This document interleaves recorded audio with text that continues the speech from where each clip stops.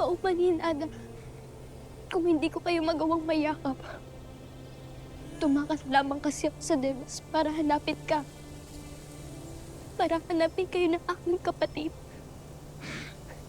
Kaya wala akong kakayahan upang mahawakan ninyo lamang. Pero hayaan ninyong yakapin kayo ng aking puso.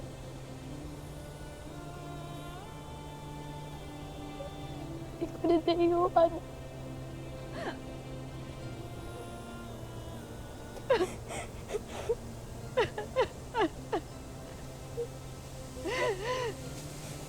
Dadayo.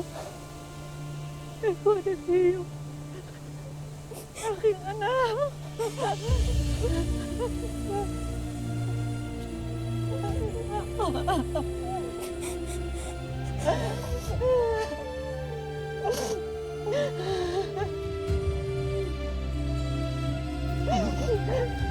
Sa aking anak.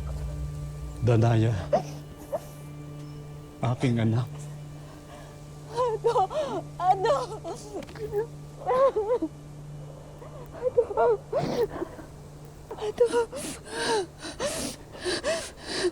Natutuwa ako na tinanggap mo ang iyong anak, Danaya. Naisalaysay na sa akin ni Gaya ang una ninyong pag-aharap. Pero hindi mo raw siya kinilala. Itinaboy mo pa raw siya. Marahil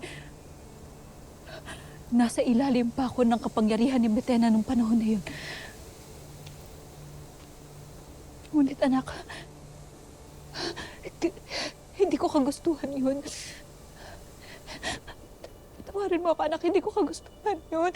Binura lamang ni Metena ang aking mga alaala.